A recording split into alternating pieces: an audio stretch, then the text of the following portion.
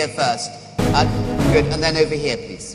Professor Dawkins, you are arguably the world's leading apologist for atheism, and you have been invited on several occasions by arguably the world's leading Christian academic apologist, Dr. William Lane Craig, to engage in debate. I would like to know why this is not an example of the new atheists doing what Lord Harries has described as avoiding the strongest possible arguments for the opposition. Okay, thank you. Thank you. That's a very straight question. Over here.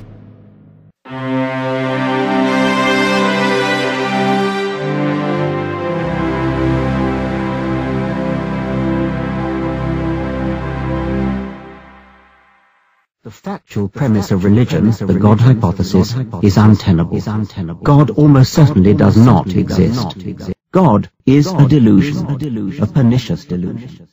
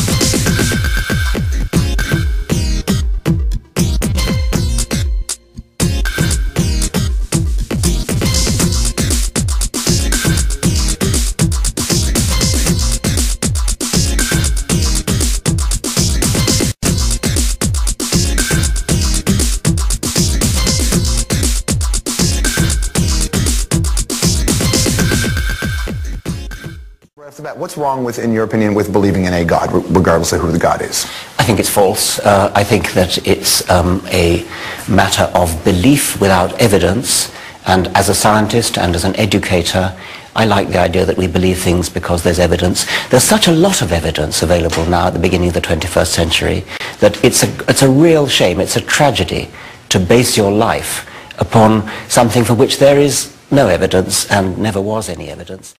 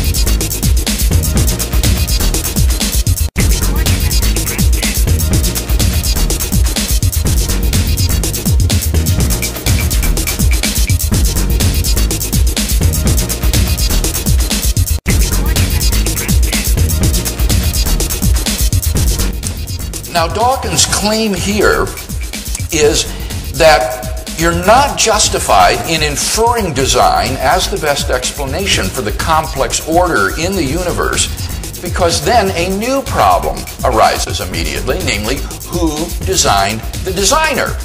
And therefore, the design inference fails. Well, it seems to me that this rejoinder is flawed on at least two counts. Number one, in order to recognize that an explanation is the best, you don't have to have an explanation of the explanation.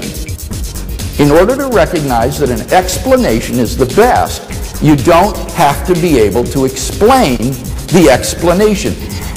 This is a very elementary point in philosophy of science concerning inference to the best explanation. For example,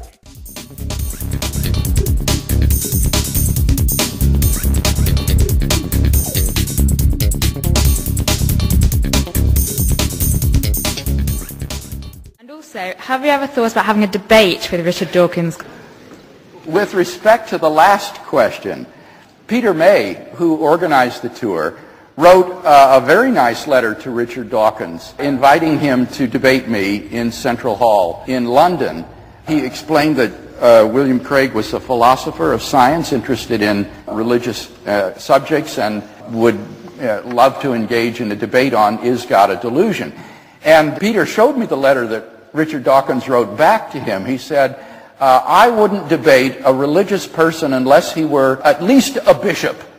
And since Craig isn't a bishop, he doesn't qualify that. Moreover, I have never heard of William Lane Craig, and while a debate with him might look good on his resume, it would not look good on mine. So we have not managed to pull that one off.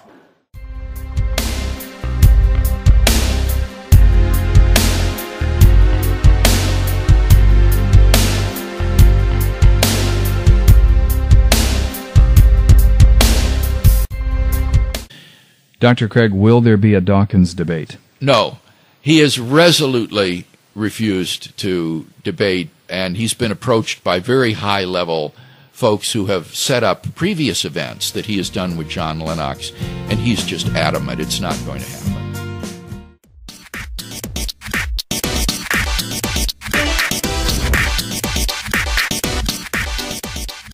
The argument from improbability, the ultimate 747 gambit, is a very serious argument against the existence of God, and one to which I have yet to hear a theologian give a convincing answer, despite numerous opportunities and invitations to do so.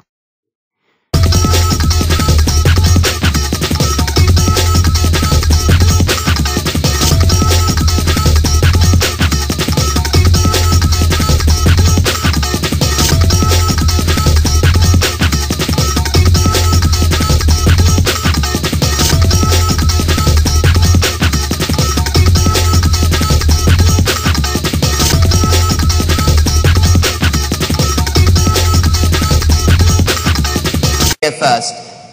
Good. And then over here, please. Professor Dawkins, you are arguably the world's leading apologist for atheism, and you have been invited on several occasions by arguably the world's leading Christian academic apologist, Dr. William Lane Craig, to engage in debate.